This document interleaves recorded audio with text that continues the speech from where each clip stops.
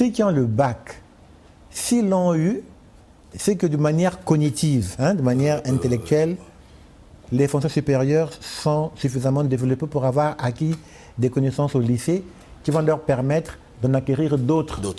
D'autres. Ça ne fait aucun doute. Puisque les mêmes enfants, admis au bac, quand ils vont dans les écoles de santé au Cameroun, à Dakar, en Guinée, ils réussissent. Mais pourquoi le produit fini n'est pas bon chez nous? C'est parce que ce qu'on utilise comme système n'est pas adapté. Maintenant, il y a aussi d'autres qui ne méritent pas d'être là. Voilà. Parce que quand on fait une réforme, la réforme ne commence pas par les cours. En fait, elle se conçoit depuis l'identification du produit à former. Ah bon? Oui. Ça, c'est très bon. Ouais. On ne peut pas aller à la santé par défaut, parce que j'ai échoué, et puis je vais à la santé, on apprend les meilleurs. C'est bien dit. En tout cas, nous, en notre temps, la DOB sélectionnait ceux qui avaient 12 de moyenne au bac. Voilà. C'était comme ça. Et après, on a mis un concours qui devait sélectionner les meilleurs. Maintenant, je ne parle pas de la qualité de concours actuel qui fait l'objet de polémiques et pour lequel je n'ai pas d'argument pour défendre ou incriminer. Mais il y a des constats que tout le monde fait.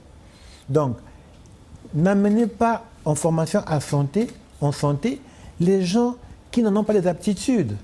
Or, ce que vous dites, mais c'est ce qui est connu. C'est-à-dire que celui qui ne reconnaît pas, ou celui qui se sent lésé, qui se sent persécuté, celui-là, il est malhonnête. Ou alors, il est ignorant.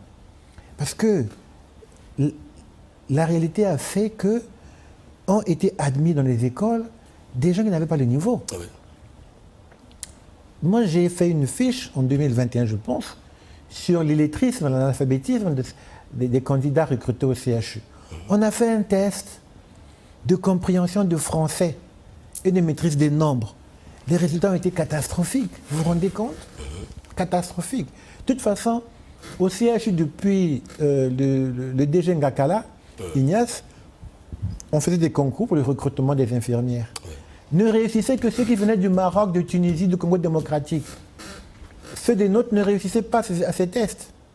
Le professeur Nkombo et moi-même avons organisé le concours d'entrée, le concours d'admission à la clinique municipale de Yono. On a aussi vu que les admis étaient préférentiellement ceux qui étaient formés à l'étranger. Donc il y avait un problème. Donc il ne faut pas, par des circuits mafieux, faire rentrer dans les écoles des gens qui n'ont pas les niveaux. Surtout pas dans la santé. Or, cela s'est vu, puisqu'il y a des captures, puisque les copies ne peuvent pas sortir des salles d'examen, mais des enseignants qui ont photographié les copies, où les gens ne peuvent même pas écrire ni lire.